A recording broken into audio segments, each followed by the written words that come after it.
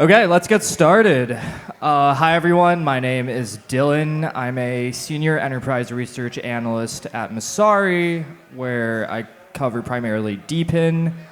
The subject of this panel is Beyond Hype, real-world utility enabled by crypto. We're joined here today by Mike, Ariel, and Neil at some of the leading DePINs in crypto, and we're going to see what's actually happening in the real world, where's their traction, and what's the state of DePIN right now. So to get started, let's just do quick, brief intros, starting with Mike at Geodnet. Hey there, everybody.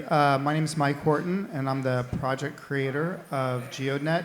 Geodnet is a spatial intelligence platform for physical AI. We basically provide a hyper-precise location signal that is used to power things like robotics and drones. Like Helium, it's a project where you can deploy a kind of hotspot type thing on your roof and earn our native token, Geo, to provide coverage for this hyper-precise location signal for things like robots and drones. Next up, Ariel.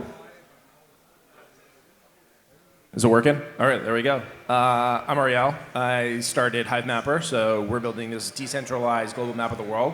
Kind of think fresher Google Map with vision, right? So we have these cameras, drive around in the world, and they can see and understand everything. And then we upload that data, combined with all the other data that all the other drivers are seeing all over the world. We've mapped, 36% of the global road network, have customers like Volkswagen, Lyft, NBC, and a bunch of others that are actually consuming all the data. Thank you for having me. Appreciate it. What's up, guys? My name is Neil. I'm the CEO of Dawn, and we're a protocol for providing decentralized broadband. We were, back in the 2020, 2021 days, one of the biggest Helium deployers, and we were really inspired by the model, but our core business was actually to provide internet service using wireless technology to compete against Comcast, Verizon, and all of those guys. We were kind of in the sidelines, and we learned and studied how everything was done, and ended up building our own protocol for providing fixed wireless. So, whereas Helium is going to provide internet to your mobile device, we're providing internet to homes or businesses. So if you're looking to get connectivity for your Helium hotspot, instead of getting something from Spectrum, Comcast, Verizon, you can actually get that from a user-powered network as well. So thanks again for having me on, guys. Great, thanks for joining us. So I want to start off just on why DePIN. So why do we need to create decentralized networks? What's the real tangible benefit and utility versus launching what you're doing in a more centralized method? We could start with Mike at Geodnet. Yeah, so I think deploying infrastructure really enables economies. So if you think about your road network, airports, trains, this is all physical infrastructure. The physical infrastructure of the future is infrastructure that supports AI. And while data centers are a great way to support AI in a sort of centralized way, things like robotic cars, autonomous vehicles, they actually need infrastructure that's truly geospatially decentralized. And it actually turns out to be extremely difficult for companies and corporations to run geospatially decentralized infrastructure at scale, and very expensive. And the telecom network is probably one of the main examples of digital infrastructure that's done it. But DePIN provides a fundamentally more capital efficient way to do it.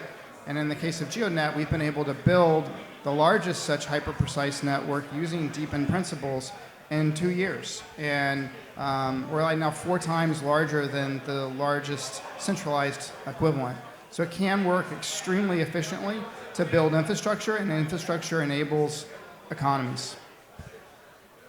Yeah, I think Mike summed it up really well. The core thing is about coordination, right? So if you're trying to coordinate, hundreds of thousands of people all over the world, it turns out this is just a very trustworthy way to do it. We actually started without crypto token at all, right? We were just paying people cash fundamentally, and 100% agreed with Mike that it's much more efficient, capital efficient. But the other aspect of it is just much more trustworthy, right? When we were paying people in cash, people would have our cameras pointing at the sky, and we're not going to pay you because we're actually mapping the roads, not the sky. and they'd be like, we're going to go after you, we're going to sue your ass. And I'd be like, once we basically created all the rules, made everything transparent, put the rewards onto the blockchain, put the consumption onto the blockchain, then the entire project just became a lot more trustworthy. And that trust kind of beget more people getting involved. And so I don't think I totally appreciated the depth of that when we first started this. And so to me, that's a core reason as to like why you create these projects. So if I can, I guess, take the original question of why DePIN, the answer I will give actually comes down to the core technology that unlocks distribution and unlocks distributed deployments. So the easiest example is if you think about stuff from like a purely Web 2 perspective. One key easy mental model is that of solar panels, right? Solar panels allowed us to be able to create micro deployments such that anybody can participate. And there's a lot of interesting technologies that also enable anybody to participate and really lower the barrier to entry. So a good example is if you look at like Helium's and Abai's previous presentation, when they had the thesis of, okay, now we're going to connect everyone, the key technology that really allowed that to happen was something called Passpoint technology. It's something that allowed an average Wi-Fi hotspot to now contribute in the background towards a larger network. In our scenario, what allows everybody to participate is 6 gigahertz technology, 60 gigahertz technology, and the growth of just cheaper Wi-Fi chipsets. So there's all of these technology improvements that really reduce that barrier to entry to participate, again, the same way that solar panels have done. And then what crypto really provides to what Ariel and then Mike were saying is really the capital formation and then the orchestration layer by which those people can coordinate and work together, get an ROI, all of these different things that are required for this kind of like sub-scale deployment to really be able to flourish. And of course, when you look at like the scale of like Mike's network, that's like a prime example of this entire engine working. Like look up Geodnet Explorer and you'll see how effective it's been at demonstrating this model time and time again. Yeah, I think so. What we hear, technology, trust, incentives, geography, I think that all makes sense in theory. I'd love to turn and talk a bit more about what Don was alluding to in terms of traction, especially with Geodnet. We've seen massive revenue growth over the last few months. Even looking more broadly at Helium, they just surpassed 2.1 million users and I think 600K or close to 600K Helium mobile signups.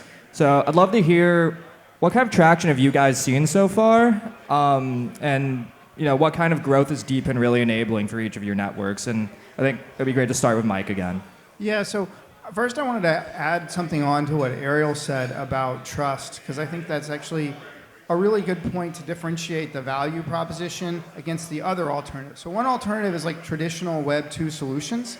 The other alternative that people talk about is crowdsourcing. And crowdsourcing is not what DePIN is. DePIN is a protocol that delivers actually very high, and we believe in our network, much higher reliability, much higher quality than a centralized equivalent, and orders of magnitude higher quality than crowdsourcing. So I think that crowdsourcing without a protocol, without a token, leads to low quality results. And I think it's been, like sometimes when people first talk to us about Geodnet, a customer comes in, oh, it's a crowdsourced solution. And that's the very first thing I correct, because operators in a DePIN network are actually quite professional, and they're taking it very seriously to earn the token, to get the token both from a financial perspective and also from a governance and frankly ownership perspective. So that's really, I think that's a really actually super important point.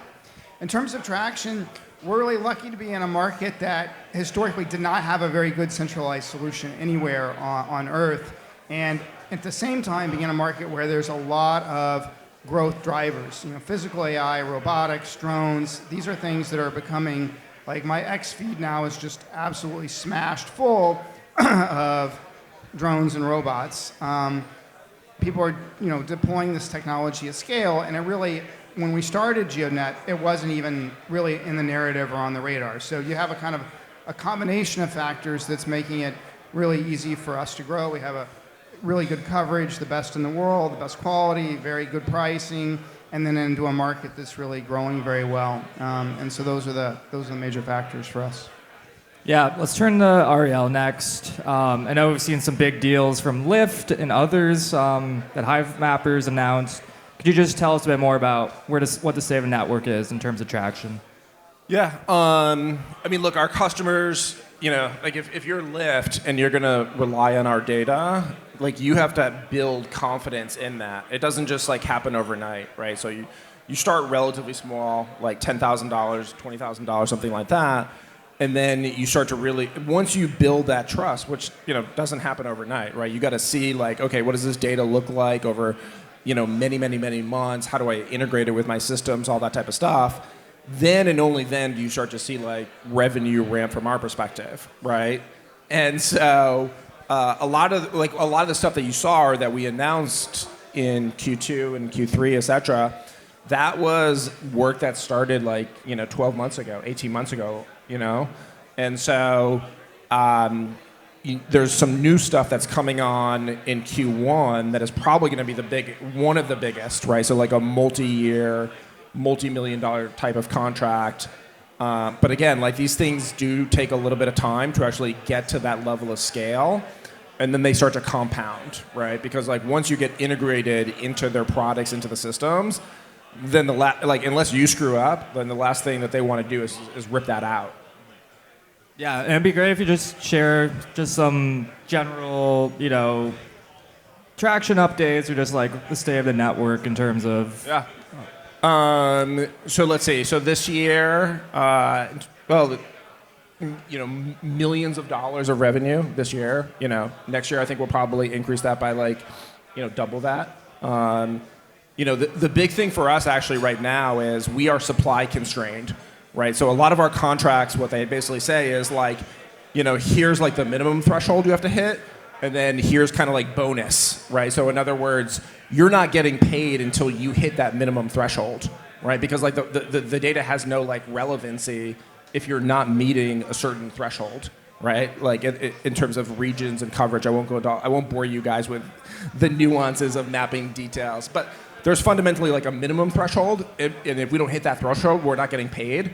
And then there's like basically bonuses. And so the big issue for us right now is, and I've mentioned this in different forums, is like, a lot of people get into DePIN and they're like, oh yeah, it's all supply, no demand. You guys suck. And actually, like for us, it's like the total opposite right now. Is like, I mean, the token prices, the crypto markets are what they are. And like the coverage is not growing as fast as it used to be. Like that's not a controversial statement to make. It's just like it's reality. And so like that's a big challenge for us right now is like we are fundamentally supply constrained, no longer demand constrained, right? And so one of the things that we've started to do is say, okay, how do you, if you view like supply side, and I'll say this last point and then I'll shut up, but like if you look at the supply side, there's the crypto incentives, right? Which are, especially when the crypto markets are great, it has a very strong incentive. When the crypto markets aren't great, like they're right now, it's not as a strong incentive. So in my view, you have to have like a second cohort. So these are people who like fundamentally really don't care about the token, and they just need your product to, and in turn, by the usage of your product, they're driving supply. Right? And I think that's a net positive for token holders fundamentally, because what that means is you don't have like that second cohort are not mercenaries, right?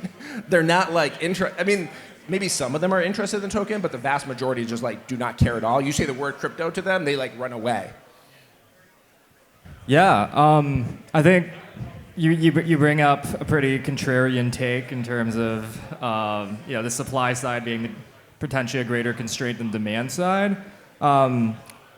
Neil, I'd love to hear a little more on traction first, but also want to hear your take on that question. Demand, what's actually harder, generating demand or expanding supply?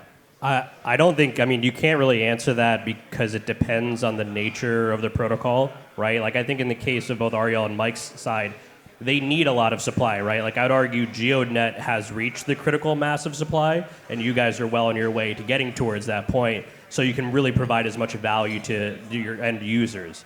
In our case, it's a little bit different, kind of a little bit closer to the Helium side, but I'd say a little bit more micro, where all you need is a single deployment, and you can provide value to people that are in the surrounding area, because we're fundamentally dealing with the customer that doesn't move. right? When you're buying internet, your internet connection at your home isn't moving from one location to another, so you don't need to have this massive critical mass of supply to be able to do that. And so in our scenario, it's a little bit easier to grow supply and demand in tandem wherever we need it, just to be able to limit both emissions, but then drive back value towards a token that is actually in lockstep. So I'd say the dynamics, they just differ depending on whatever the underlying protocol is. And so a good example is in our case, we do deployments with like housing authorities in New York City and Newark and Jersey City, and like this is kind of like Northeast. And doing that, we've gotten to mid 7 figures in revenue. When we launch, we'll be able to provide coverage hopefully to 8 figures worth of households covered. So like pretty sizable numbers that you do by building it up in this stepwise way. But then I think the real kind of unlock comes when you allow anybody to participate both in the economics of an individual deal and the overall token that accrues value in a bigger sense. And I think that's kind of where you're getting, Ariel, from that side, is you have to give a way for people to be able to see the value in it without the underlying token. And I think that's kind of a trick of where modern DePIN is going to go. Like if you're in a scenario where you want to go deploy a Helium hotspot these days, you're not really underwriting the Helium token, even though you should be. What you're really underwriting is the location, the venue, the unit economics of the underlying deployment. And I think that is going to be more and more common. And it almost sounds stupid to say because this is just what happens in traditional capital markets anyway, right? We're just kind of coming around to it because we had the power of a token, of a smart contract. And now we're just kind of recreating what mature capital markets have done all along. Yeah, Mike, love to hear your thoughts as well. I know you've been pretty successful in building out your supply side, and probably relatively quicker than most DePIN. So I'd love to hear your thoughts on this. Yeah, well, I think that, first of all, I agree with both of the previous comments and would say that in general, DePIN is not supply side limited, it's quality supply side limited. And the generating quality supply ties back to tokenomics, it ties back to the second cohort of customers as well. But certainly I think through the phases, if you would sort of say Helium was the first, really scaled DePIN, and then Geodnet Hivemapper came along and other protocols, and we're probably starting entering into a third phase of sort of DePIN maturity. And I think the tokenomics has improved, and I think it's fine-tuning so that you get the supply that you need that you can quickly monetize. The most fundamental principle, you do have to have the supply first. So, and I think that leads to this hate phenomenon that Ariel talked about, where people sort of hate on DePIN because it's like, oh, it's super inflationary. Well, first of all, I mean, if you look at a lot of protocols, they're more inflationary. So I don't think that's a fair criticism, and they don't have durable revenue. So, reflexive protocols like DeFi are great and cool, but they are a casino. The revenues are not durable, and so it's not the same. And you do have to prove out these networks to skeptical Web 2 customers that almost a lot of times see what we're doing is too good to be true, so they got to test it for a while. So you fundamentally have to have supply first, and then you have to have proof and validation. So it does take some time, and you've got to build this thing in synchronization. This is where I think getting better and better at the tokenomics and advancing them, as Neil was talking about, is really critical. Because if you just think about any other network effect business like an Uber or Airbnb, if you have a ton of supply and no demand, the network breaks. If you have a ton of demand and you have no supply, the network breaks. So your only real choice to build up a business in the space is to build some supply, then some demand, then some supply, and then some demand. You have to kind of keep them in balance. And I think the physics of our deployment, the way the tech works, has been a little bit easier than some other networks, and so it's helped us get to scale faster. But it's really fundamental. You can't just like turn on all the supply and then then you're going to have a broken network, and you also can't turn on all the demand. So it's a carefully crafted business, and tokenomics are a hugely important part of it. Yeah, I think on a point, I think you're kind of alluding to, speaking of Web 2 customers and partners, and just given that you're actually creating real-world utility, how do you approach them when discussing your network and the value proposition, and just really making them understand what a DePIN really is and what value it provides? Why don't we start with Neil? So from our scenario, we're very selective about when we talk about crypto and DePIN in general, because we kind of always come back to the underlying unit economics as much as we can. But what I think has been interesting is that all of the typical partners that we work with are like, imagine like landlords, housing authorities, REITs, right? These are guys that can, or even telecom companies. These are guys that are already thinking about how do they monetize their existing asset as much as possible. And so other protocols like Helium have kind of paved the way for people to start thinking about this. So it's a little bit easier to broach this topic where they're already more familiar with it. And so I think on our side, I would actually argue that even though we don't lead with it, the crypto cachet has done a great job of opening up doors because people are already familiar with these concepts of monetizing their assets and looking at other sources of yield. So the underlying, I guess, high-level pitch includes the crypto piece of it. The underlying nature of the deals and how we communicate it is actually quite crypto-light. So I'll tell a short story. So when we announced the Volkswagen thing, we announced it on the social media. It was like, we had to go through like a bunch of lawyers in Germany, whatever. And German lawyers are very meticulous about every single word, like brand, what font you can use, what font you can't use, whatever. Anyways, like I think also the Volkswagen lawyers and the PR people are like, yeah, whatever. You guys aren't like such a massive company. It's not the biggest deal in the world. Anyways, long story short is like we announced it. Like the social media, I should say the Twitter social media or X, whatever we're calling these days, went crazy. And like the Volkswagen people like couldn't believe it. They're like, what the fuck happened? They were feeling like a lot less attention to that announcement. So look, you got to be careful. Like there's no two ways about this, right? Like we don't lead with crypto. We lead with what product are you buying, what's the value proposition, all that type of stuff. If they ask us about the crypto, we'll share with them. Some of them are curious, but you do not want to lead with that. That's a really bad idea. Like I just like nobody gives a shit, to be honest with you, right? And if anything, it's kind of viewed as a negative, just given a lot of the, a lot of the crypto scams and what have you. Like a lot of people still don't trust it. Right, so like if you're leading with that, like in my view, in most of these corporations or businesses, you're starting from a negative perspective. If you say, here's my product, here's my value, here's my utility, try it for yourself, and then they learn about crypto, I think that's a much better place you want to be in. Are there any exceptions, can you think of? Like, are there any DePIN projects where you're like, oh yeah, of course you have to lead with crypto for this? I mean, yeah, if you're like selling to people here at the salon of Breakpoint, then like you definitely want to lead with crypto, But outside of these walls, I don't think there's a lot of places. I mean, look, this will happen, right? The crypto industry is like still maturing, and so as it continues to mature, like some of the negative aspects of it will start to decline. So like I have no doubt that like in 5-7 years from now we come back, it'll be like more neutral. Right? And that's fine. Like, I think that's just like part of the industry maturation process. Yeah, I agree with everything Ariel said. I think it's not something you lead with. We go to CES every year. It's a big show for us. You don't see anything about Web3 or crypto on our booth because we're leading with the value proposition of hyper-precise location services and how they're easy to integrate and build robots around.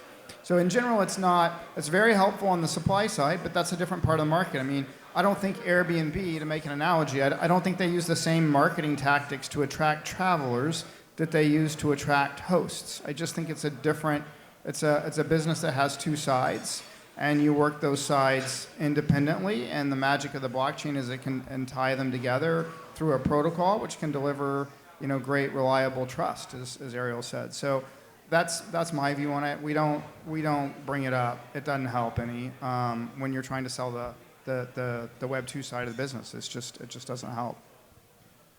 Gotcha. Yeah, that makes sense. I think maybe turning more towards crypto itself. I think crypto is inherently open.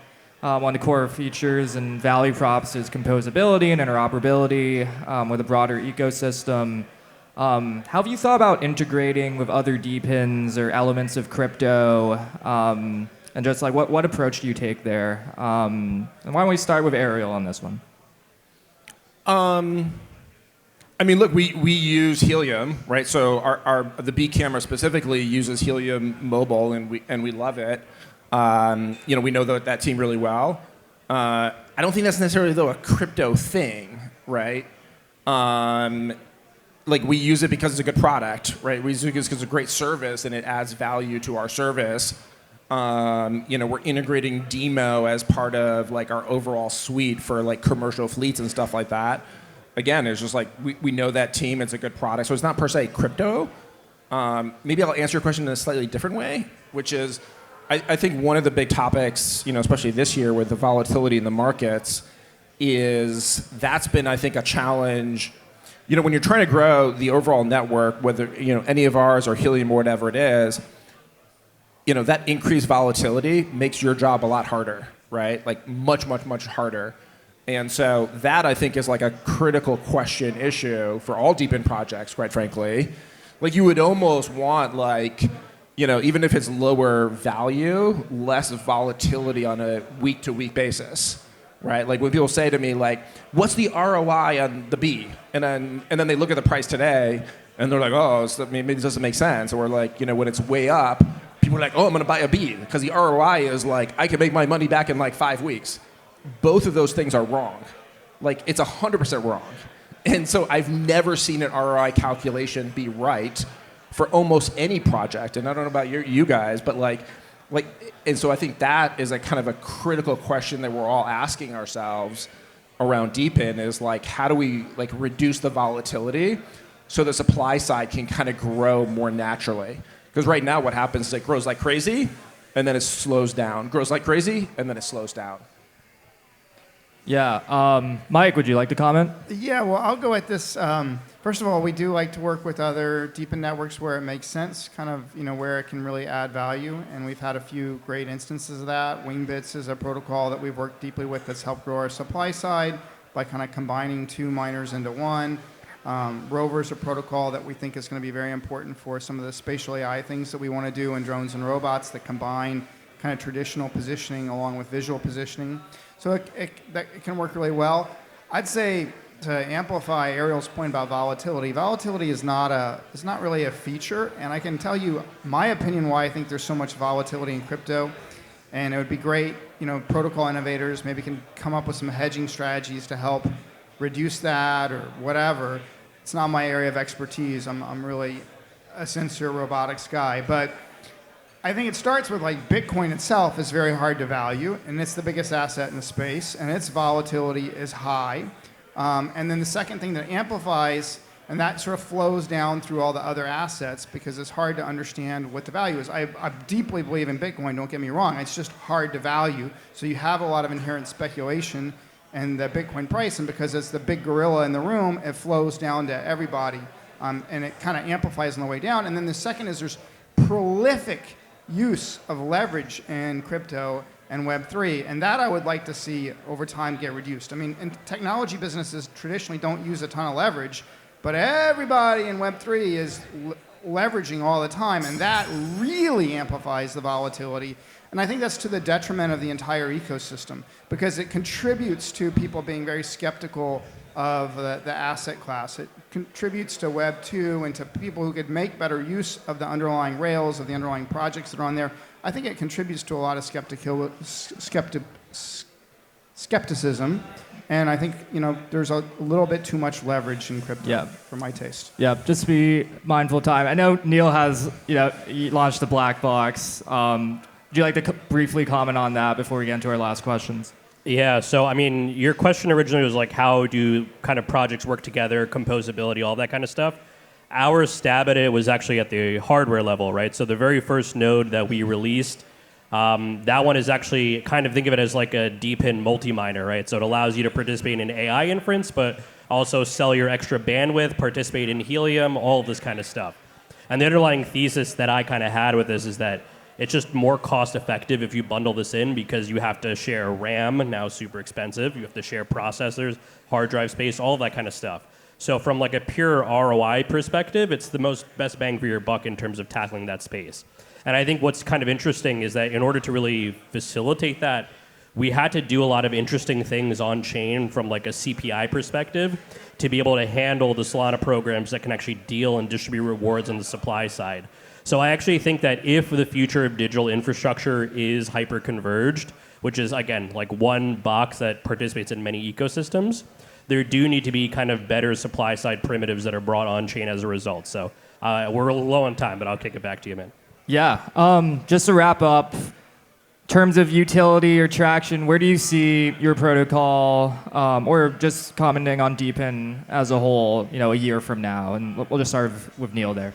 So my read on it at a high level is I think stuff like Daylight, specifically their DeFi product, and then USD AI are going to kind of be the future for what we see for DePIN in general. And it's interesting because they kind of put themselves in like a new type of category. It's at the intersection of DePIN and DeFi. But ultimately, it's giving retail capital market exposure towards these uncorrelated yields, which is kind of, I think, what we're all trying to do anyway, right? I think we want to be in a scenario where it's kind of like Helium has led the way with this.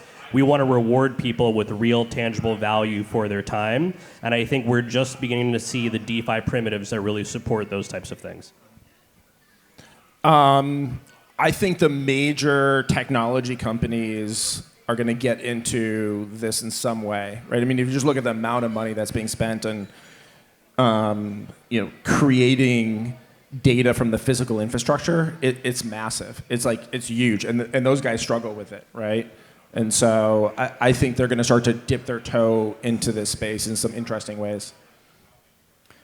Yeah, I think that AI is really the major market that's driving all technology markets, and physical AI, robotics, and drones are here, and they're coming in a massive wave into consumer and enterprise markets, and that's going to be the huge unlock for projects like ours. That's going to be the real, powder keg of growth over the next 3 to 5 years. Awesome. Thanks so much for joining us, guys.